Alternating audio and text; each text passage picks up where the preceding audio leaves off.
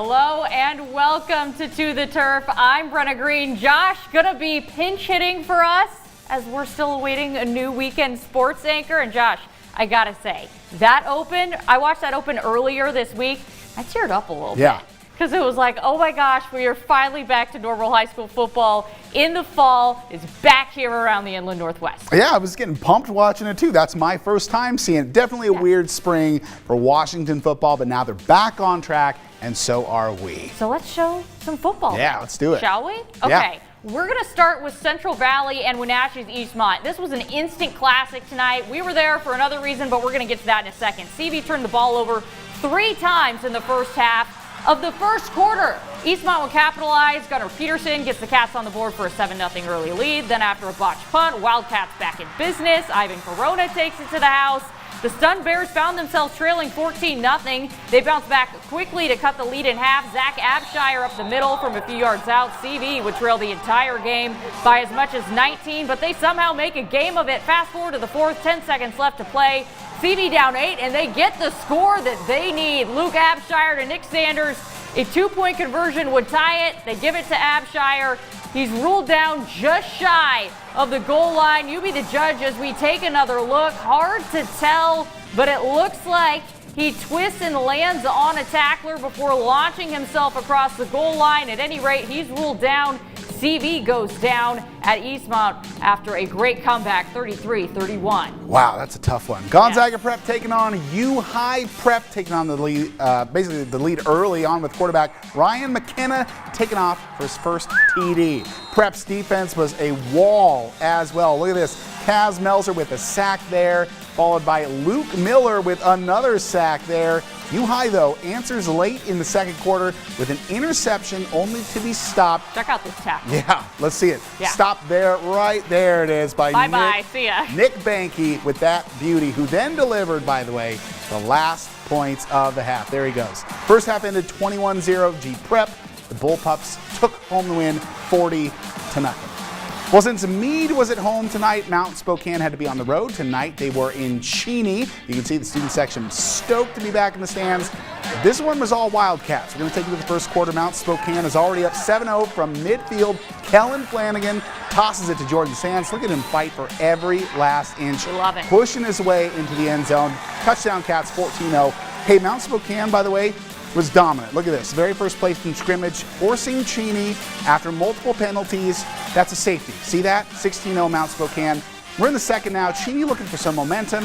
That is not going to do it. Zeke Miller with the interception, that pushing his way through the Cheney offense, stretching out for the pick 6.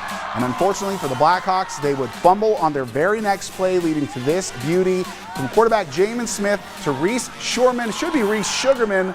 That's a sweet run for a touchdown. He said he was going to say it, and he did it. Yeah, that's right. By the way, continue to be all Wildcats. Shut out 55-0. Tonight was also a big night for one high school in our area because first ever football game we're talking about. Yeah, Ridgeline took on Lewis and Clark tonight because they're brand new. It only made sense for us to take our mic'd up segment out there. So here is Ridgeline's David Myers for Coach Judd. You got the best dressed ball boy there could be. I know, I'm dripping out here. That's a pretty good start. That's a pretty good start. Here we go, offense. Hey, nothing wrong with that drive to start with, okay? Got a little taste of varsity football. You guys have played approximately 10 minutes of varsity football. You guys have gotten a stop. I know I'm not talking the whole defense here, but you guys have gotten a stop, and you guys made them put a heck of a drive together. Nice job, guys! Nice job, Cole! Good job! Why are you guys quiet? Come on! Make some noise! Let's go! We're going to pick them up, and when something good happens, we're going to celebrate them. Got him! Come on, Yeah, let's go, baby! Woo! There you go, boys! That's what we want to see! Great job! Hey! Come here, Jade! Come here! Hey, congratulations on Ridgeline's first ever touchdown, buddy.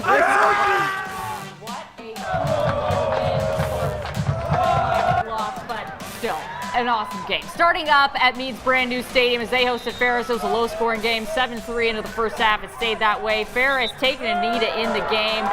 Yeah, 7-3 is the final score. I don't really know what else to say. This was a game that didn't have a lot, but that's all right. Let's head to Idaho now, shall we? Sandpoint hosting Coeur d'Alene. CDA's Braden Benston sends it to Gunnar Julio. He's going 24 yards to the house. Doesn't matter if he needs to drag a defender with him.